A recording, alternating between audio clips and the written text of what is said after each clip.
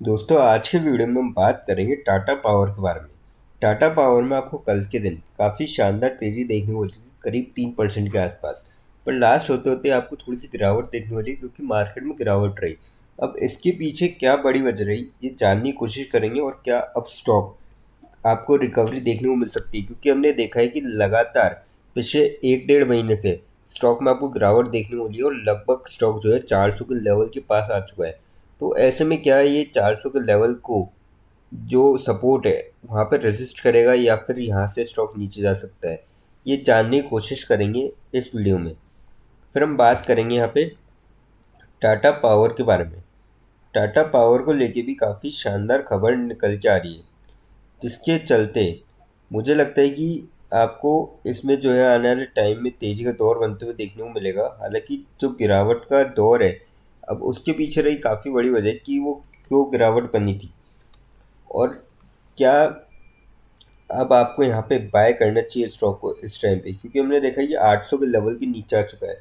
तो ऐसे में आपको क्या करना चाहिए, क्या आपको यहाँ पे एवरेज आउट करना चाहिए या फिर प्रॉफिट बुक करना चाहिए, ये जानेंगे। फिर हम बात करेंगे मजगांव डॉक शिप बिल्डर्स के बारे में। यहाँ पे म्यूचुअल फंड ने मजगांव डॉक शिप बिल्डर्स में खरीदारी करी है। अब कितने म्यूचुअल फंड ने नेट बाइंग करी है, ये जानेंगे। और साथ में ये भी जानेंगे क्या अब आपको एक यहाँ से तेजी का दौर देखने को मिल सकता है, और क्या स्टॉक आपको 4,000 का लेवल छूते हुए नजर आ सकता है। लास्ट में एक ऐसे स्टॉक के बारे में डिस्कस करेंगे जो आप सभी के लिए लेके आया बोनस बहुत ही शानदार रेशियो में। तो चलिए वीडियो स्टार्ट करते हैं। सबसे पहले बात करें टाटा पावर के बारे में। 405.2 पे क्लोजिंग रही। 5.85 रुपीज़ की गिरावट तेजी देखने को मिली, और 1.5% के आसपास आपको स्टॉक चढ़ता हुआ नजर आया। बात करी जाए इसकी वॉल्यूम की आज के दिन, तो लगभग जो वॉल्यूम थी वो थी 1 CR की, 26 लाख से डिलीवर्ड है गई थी। परसों की बात करें, 1 CR के करीब वॉल्यूम थी, 59 लाख से डिलीवर्ड है गई थी। वीक के एवरेज देखिए, 1 CR के करीब वॉल्यूम थी, 38 लाख से डिलीवर्ड है गई थी। और मंथ की आप एवरेज अगर देखिए, 1 CR के करीब वॉल्यूम थी, 40 लाख से डिलीवर्ड है गई थी। तो काफ़ी सही वॉल्यूम में यहाँ पे आपको स्टॉक जो है ट्रेड करता हुआ नजर आया। अब अपडेट की बात करें, सुबह जब ये खबर पब्लिश हुई थी तब तक स्टॉक 3% गेन कर चुका था। S arms commission floating solar projects in MP. तो ये काफ़ी बढ़िया खबर निकल के आई थी सुबह के वक्त, जब तक स्टॉक 3% गेन कर चुका था। अगर आप देखेंगे, इसने कल के दिन हाई जो बनाया था 411 का बनाया था। और जैसे जैसे मार्केट में थोड़ी गिरावट देखने को मिली आपको लास्ट होते होते, वैसे वैसे स्टॉक ऊपर से थोड़ा सा नीचे आया, पर फिर भी आपको 1.5% की तेज़ी देखने को मिली। अगर मार्केट स्टेबल रहता तो हो सकता है आपको 6-7% की यहाँ पे तेज़ी का दौर बनते हुए देखने को मिल जाता। कंपनी देखिए काफ़ी अच्छी है, लगातार ग्रो भी कर रही है। पर मार्केट में गिरावट की वजह से एक तो रिसेशन का दौर, ऊपर से क्वार्टर रिजल्ट मैक्सिमम कंपनी खराब है, जिसके चलते आपको प्रेशर देखने को मिल रहा है मार्केट में। तो इस वजह से गिरावट आपको जारी रहते हुए देखने को मिल रही है। पर मुझे लगता है कि जो लॉन्ग टर्म इन्वेस्टर्स है, वो यहाँ पे धीरे धीरे करके बाइंग कर सकते हैं, क्योंकि शॉर्ट टर्म इन्वेस्टर्स थोड़ा सा यहाँ पे अवॉइड करें, क्योंकि अभी सर्कमस्टेंस कुछ फेवर नहीं है कि मार्केट स्टेबल हो जाए जल्दी से, ऐसा कुछ लग नहीं रहा है। तो ऐसे में शॉर्ट टर्म वाले रूट रहे, बाकी लॉन्ग टर्म वाले धीरे धीरे करके बाइंग कर सकते हैं। अगर स्टॉक जो है नीचे गिरता है तो वो एवरेज आउट कर सकते हैं। बाकी मैं तो ये कहूँगा कि जिनका भी शॉर्ट टर्म का पॉइंट ऑफ व्यू और जिन्हें थोड़ा से भी नीचे लेवल पे ले रखा है, वो यहाँ पे प्रॉफिट बुक कर सकते हैं, बाकी उनकी इच्छा। अब बात करते हैं टाटा मोटर्स के बारे में। 776 पे क्लोजिंग रही। 10.25 रुपीज़ की गिरावट देखने मिली, और 1.3% आपको स्टॉक गिरता हुआ नजर आया। अब बात करी जाए इसकी वॉल्यूम की, तो लगभग जो वॉल्यूम थी 1 CR की थी, 48 लाख से डिलीवर्ड है गई थी। परसों की बात करें, 2 CR के करीब वन थी, 53 लाख से करीब डिलीवर्ड है गई थी। हफ्ते की एवरेज अगर हम देखें, 2 CR के करीब वन थी और 69 लाख से डिलीवर्ड है गई।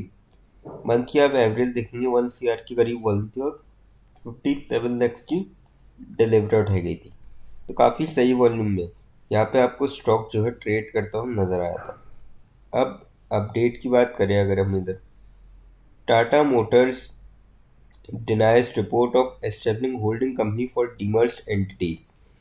तो इन्होंने खारिज किया। एक रूमर चल रहा था, अब आप समझे अगर डीमर्ज हो रही कंपनी, वैसे ही बाइफकेट हो रही है, मतलब दो अलग अलग कंपनीज बनी, उसमें भी अगर होल्डिंग कंपनी क्रिएट हो जाए तो ये थोड़ी सी चिंता का विषय था। तो ये मार्केट में रूमर चल रहा था, उसको टाटा मोटर्स ने जो है कल दोपहर में डिनाई कर दिया। अगर ऐसा हो जाता, मान लीजिए अगर होल्डिंग कंपनी बनती, तो क्या है फिर थोड़ी और दिक्कत आती और स्टॉक में आपको और गिरावट देखने को मिलती। वैसे अगर इसका सपोर्ट लेवल देखा जाए तो 750 का इसका स्ट्रॉन्ग सपोर्ट लेवल है। अगर यहाँ पे ये फर्दर ब्रेकआउट करता है तो और नीचे जा सकते हैं। वैसे ब्रेकआउट करना तो नहीं चाहिए था, क्योंकि कंपनी देखिए फंडामेंटली काफ़ी स्ट्रॉन्ग है, और माना कि इनके रिजल्ट्स जो है थोड़े से भी वीक आए थे, पर आने वाले टाइम में कंपनी इसको जरूर काउंटर करेगी, और आने वाले नेक्स्ट जो फाइनेंशियल ईयर होगा उसमें आपको एक तेज़ी का दौर बनते हुए देखने को मिल सकता है।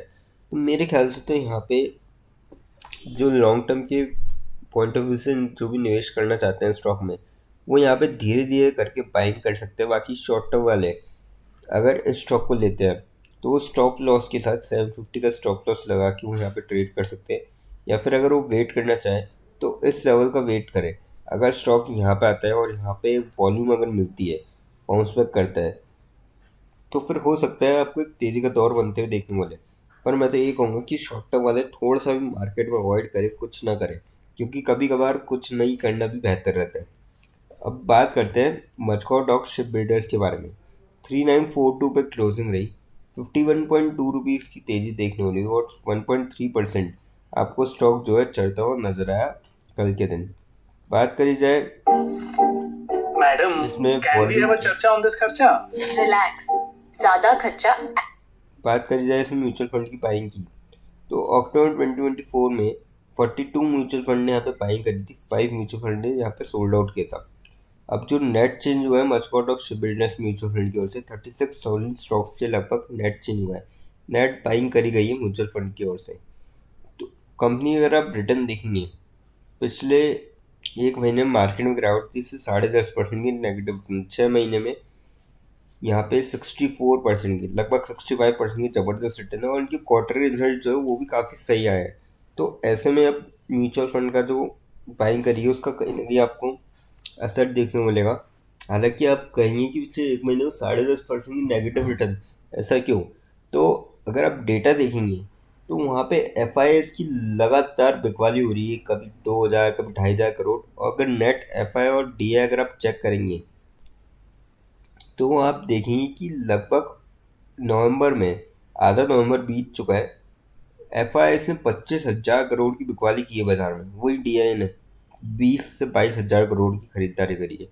तो नेट जो 3,000 करोड़ का डिफरेंस है वो आपको देखने को मिलेगा, इसलिए आपको स्टॉक्स में लगातार गिरावट भी देखने को मिल रही है, क्योंकि एफ आई एस थोड़ा सा यहाँ पे घबराए हुए हैं, तो जिसके चलते आपको मार्केट में जो है अनस्टेबिलिटी और गिरावट देखने को मिल रही है।